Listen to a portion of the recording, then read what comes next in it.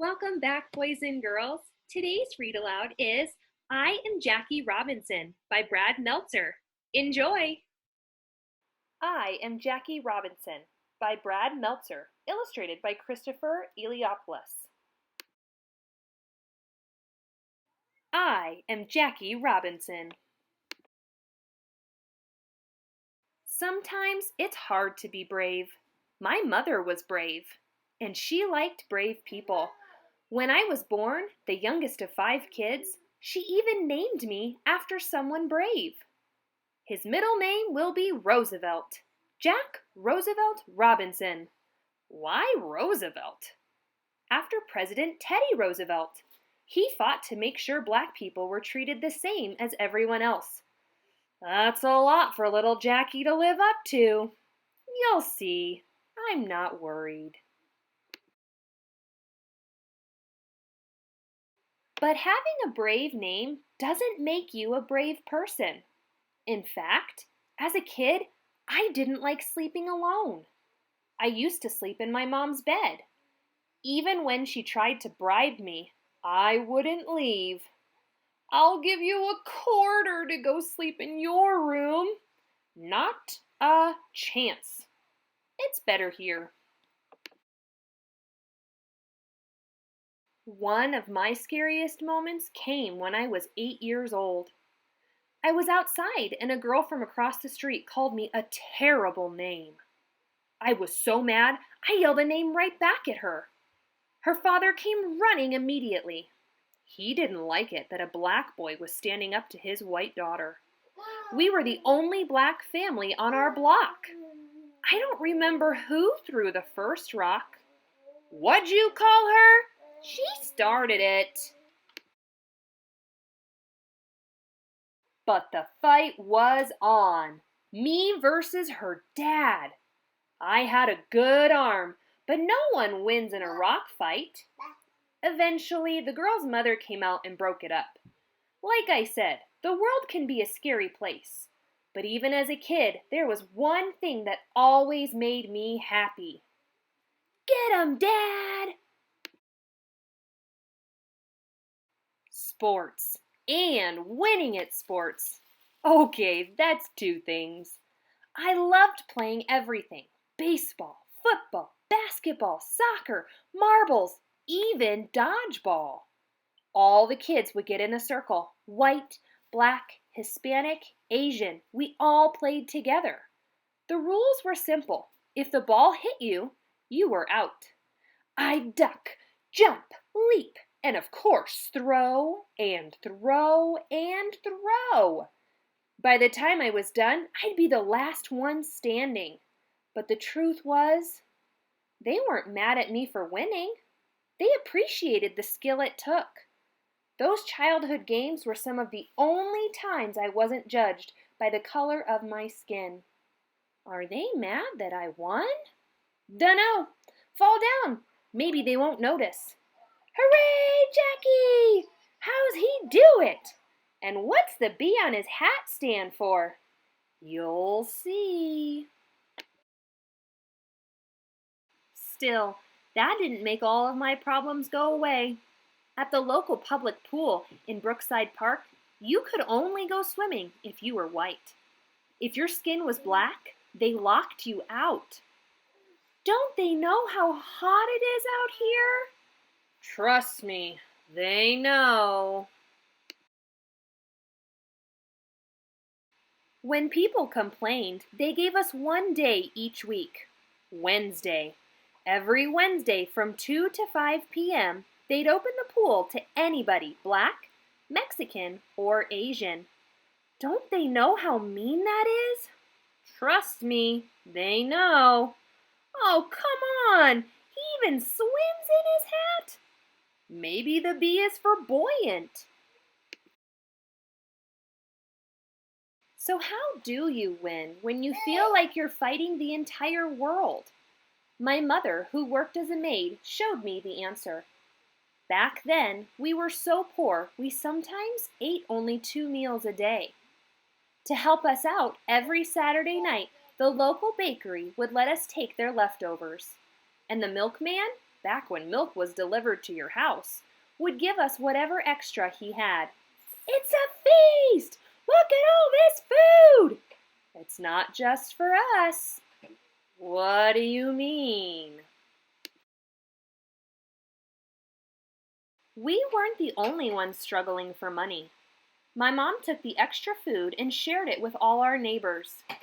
That's how we got to be friends with everyone in the neighborhood. It was one of my mom's best lessons. When you do something good, it brings out the good in others. Plus, the more our neighbors got to know us, the more they realized just how much black and white people were alike. That's right, she even shared it with the angry guy who threw rocks at me. Would you like some extra bread? Wow, thanks. That's very kind of you. I'm Mally, Jackie's mom. Nice to meet you, Mally. I learned a similar lesson from a local mechanic named Carl Anderson. He saw the group of boys I used to hang out with. We called ourselves the Pepper Street Gang. We were a bunch of poor kids. For fun, we'd throw dirt clods at cars and swipe golf balls from the local course. When he saw what we were doing, Mr. Anderson took me aside. He didn't lose his temper. Calm as could be, he told me, "Jackie, I know why you're following the crowd. You're afraid they'll think you're different, or chicken. But it doesn't take guts to follow the crowd. Courage comes from being willing to be different." What Mr. Anderson said that day, it got to me. With the help of my pastor, I stopped hanging out with the gang. From there, I threw myself even deeper into my favorite activity. Sports, and winning at sports, especially baseball. As a teenager, I could run so fast, a local reporter noticed that in nearly every game, I stole second, third, and home at least once. That isn't stealing. It's grand larceny. Man, this guy can write. You were just on first base. How'd you get so fast? Maybe the B is for blast off. In college, I became the first UCLA student ever to letter in 4 sports in the same season: baseball, and football, and basketball, and track. They said I was one of the best football players in the country. 2 seasons in a row, I scored the most points of any player in the league. I won the NCAA title that year. Only one American jumped farther than me. But the same problems kept coming back. When the college newspaper wrote a nice article about me, one of my own white teammates purposely smashed into my leg, trying to injure me. He was mad that the article said something nice about a black person. Don't they know we're on the same team? Ah, my leg! Trust me, they know. By the time I got out of the Army, it still didn't matter that I was one of the best athletes in the country. If you wanted to play professional sports, you had to be white. Sorry, son, your kind doesn't belong here. Back then, if you were the world champs, it meant you were the white champs.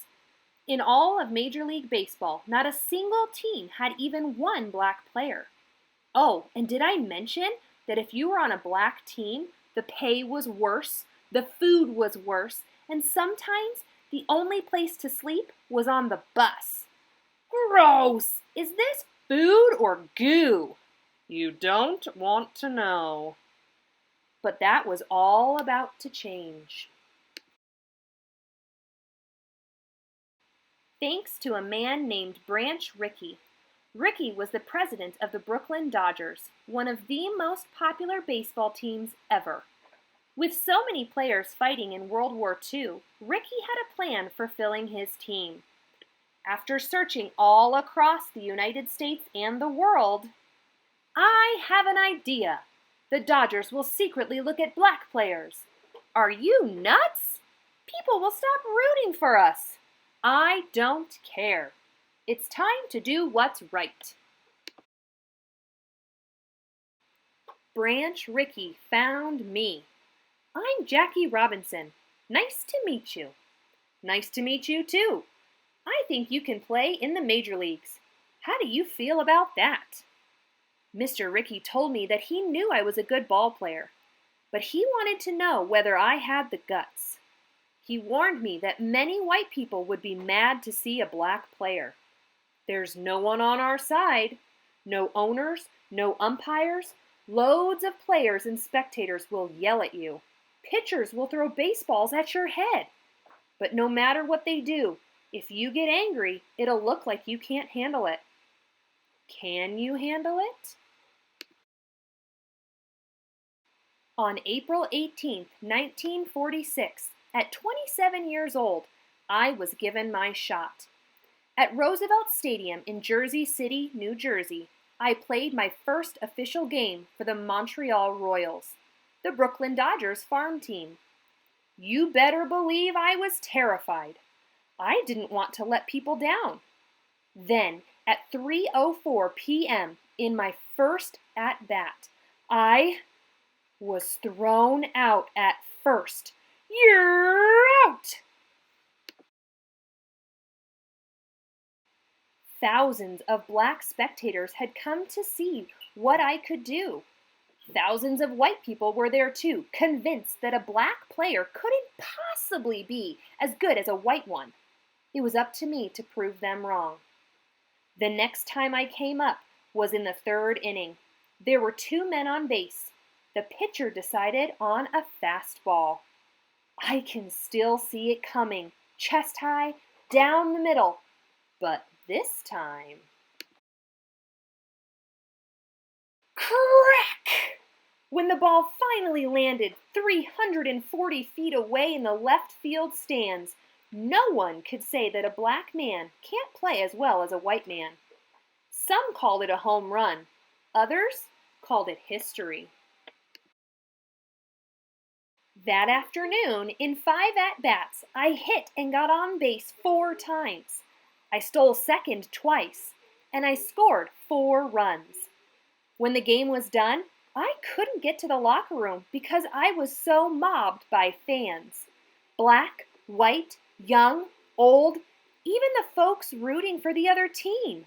They were cheering for me. Hooray, Jackie! How's he do it? When he puts that bee hat back on, it's gonna be for boom! Still, that didn't mean it was easy. When I started playing for the Brooklyn Dodgers, lots of players didn't want me there. Pitchers threw fastballs at my head. Runners stepped on me with their cleats. Catchers even spit on my shoes. And they weren't just coming after me. They told me that if I kept playing, they'd hurt my son. Was I mad? Yes. Was I scared? Yes. I know you saw that. But I never let it stop me. Game after game, I kept playing, knowing I wasn't just playing for myself. Each time, more and more people, black and white, were cheering. In the stands, fans wore "I'm for Jackie" buttons. And slowly, eventually... I told you the B is for boom. The B is for Brooklyn, genius. We were all playing together. Black, white, Asian, Hispanic. Baseball opened up to everyone. It was just like those childhood games of dodgeball. Through the simple game of baseball, the country saw a new possibility, a new option.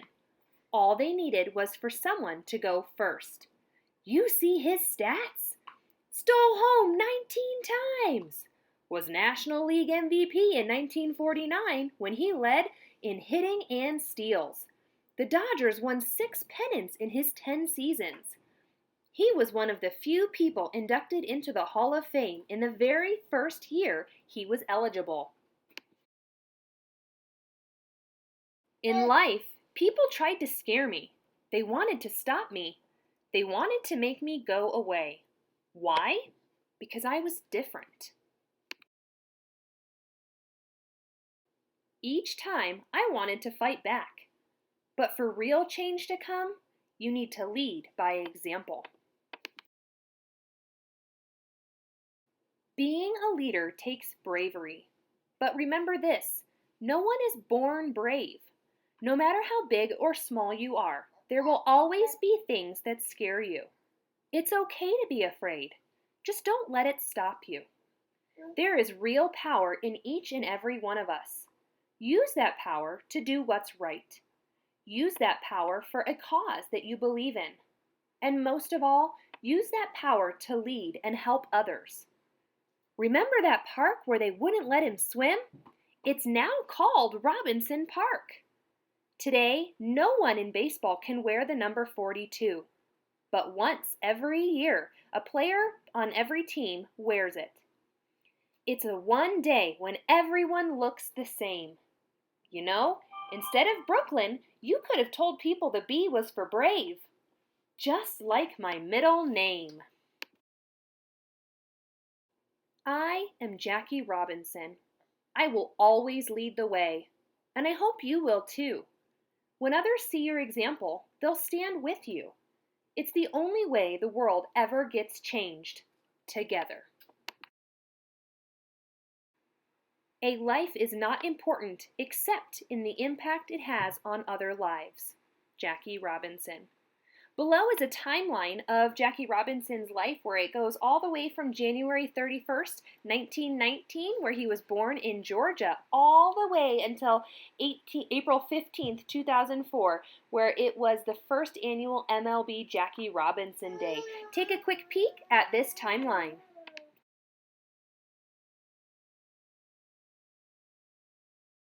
I hope you enjoyed our read aloud of I Am Jackie Robinson. Tune in next time for another great read aloud.